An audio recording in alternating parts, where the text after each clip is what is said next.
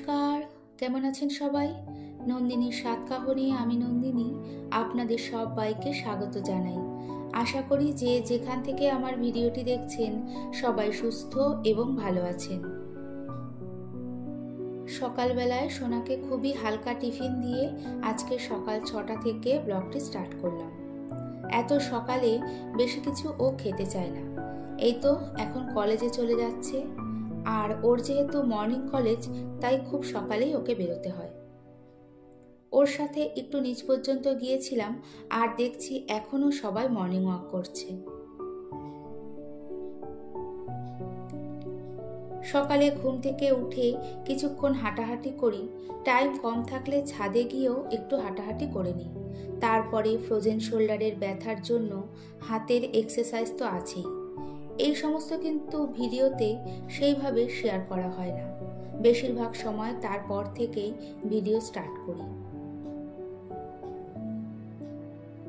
সকালে উঠে কিন্তু বেশ কিছুক্ষণ নিজেকে সময় দিই, সেটা শরীর ও মন উভয়ের জন্যই ভালো। আর প্রতিদিন নিজেকে এই সময়টা দিই বলে সারাদিন ফ্রেশ মাইন্ডে থাকি এবং কাজ করার জন্য বেশ এনার্জি পাই।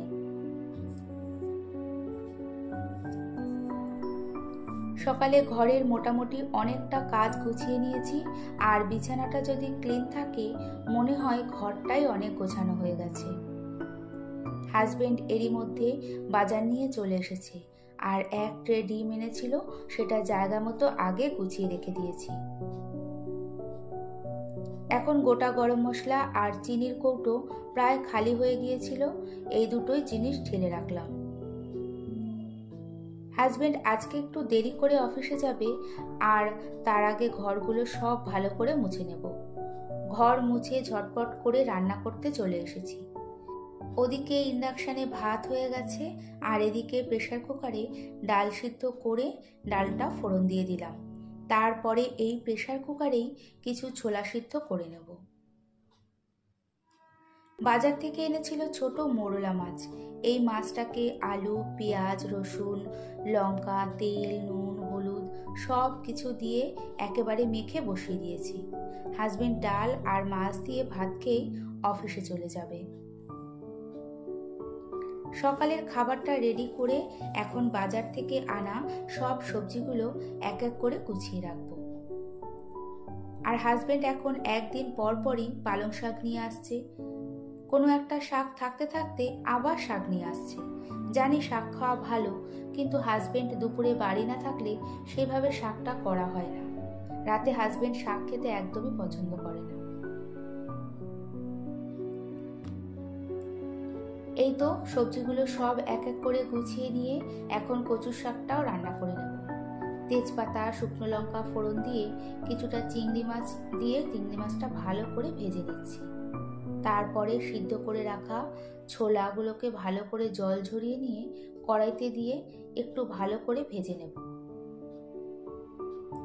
এরপর বেশ কিছুটা কাঁচা লঙ্কা, নুন, হলুদ দিয়ে সিদ্ধ করে রাখা কচুর শাকগুলো দিয়ে দেব। কচু শাকগুলো অনেক সকালবেলার দিকে সিদ্ধ করেছি বলে প্রায় অনেকটাই জল ঝরে গেছে, না হলে কচুর শাক রান্না করতে যে কত সময় লাগে সে তো আর বলার অপেক্ষা রাখে না। আর কচুর শাকের ছোলা না দিলে কচুর শাক খেতে না খুব একটা ভালো লাগে না। আর নামানোর আগে দিয়েছিলাম একটু চিনি। আমরা কচুর শাকটা একটু মিষ্টি মিষ্টি খেতেই বেশি পছন্দ করি। আমার সোনার কচুর শাক হলে তো ও আর কিছুই লাগে না। এই তো আজকে রান্নার প্রায় কমপ্লিট। আজকে রান্না করেছি ডাল, মোরলা মাছের তরকারি আর কচুর শাক। এই কচুর শাক দিয়েই প্রায় খাওয়া হয়ে যায়। হাজবেন্ড বেরোনোর আগে এদিকে আমার সোনাও চলে এসেছে। বাইরে না প্রচণ্ড গরম। এই যে মেঘ করে থাকে কিন্তু ঠিকমতো বৃষ্টি হয় না, এতে গরমটা আরও বাড়ে। আর এবারের গরমটা না একটু অন্যরকম, মনে হচ্ছে সবাই আস্তে আস্তে ভাপে ভাপে সিদ্ধ হচ্ছে। ঘরে তো আমার টক দই ছিল, টক দই দিয়ে সোনাকে একটু শরবত করে দিচ্ছি। হাজবেন্ডকে বললাম খাবে নাকি, না ভাত খেয়েছে, সে আর শরবত খাবে না। আর আমি যেহেতু কোনো রকম দই খাই না, তাই সোনার জন্যই এক গ্লাস বানিয়ে নিলাম। সংসারের কাজের কোনো নির্দিষ্ট টাইম বা হিসেব হয় না। যে কোনো জবের ক্ষেত্রে একটা নির্দিষ্ট টাইম সেট করা থাকে, কিন্তু সাংসারিক কাজের ক্ষেত্রে সেটা কখনোই থাকে না।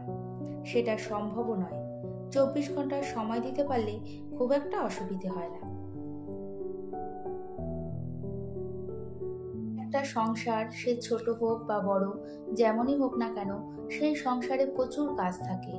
আর সংসারের টুকিটাকি কাজ করতে করতে দিন যে কোথা থেকে পার হয়ে যায় সেটা টেরই পাওয়া যায় না।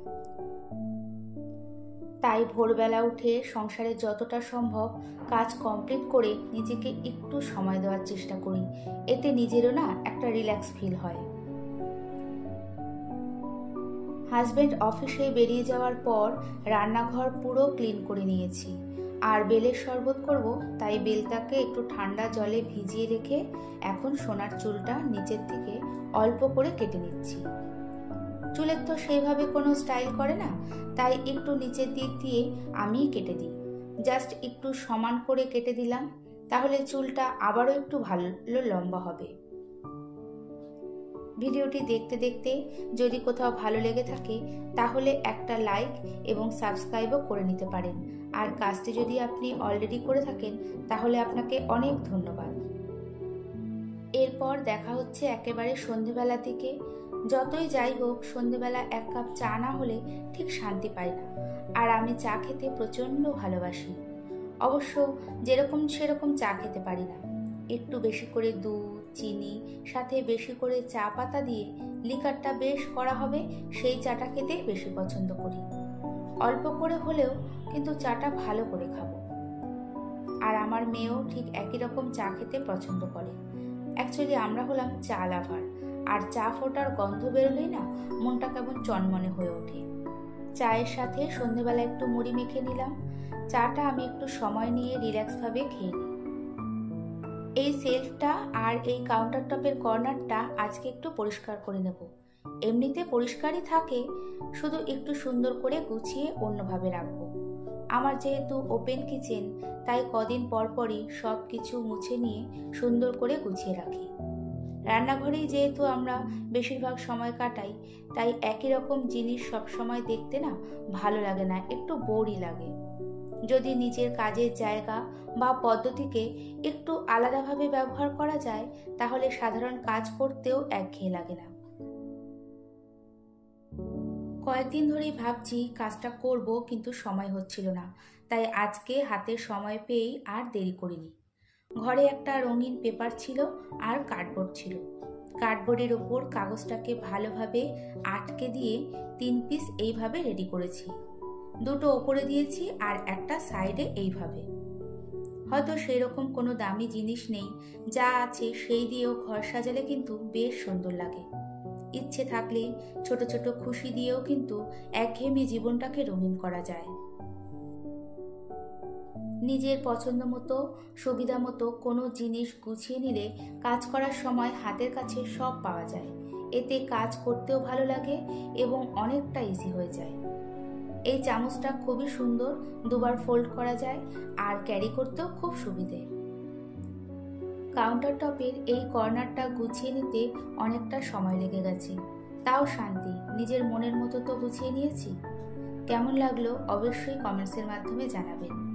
আবারও দেখা হবে এই আশা নিয়ে আজকে ভিডিওটি এখানেই শেষ করছি।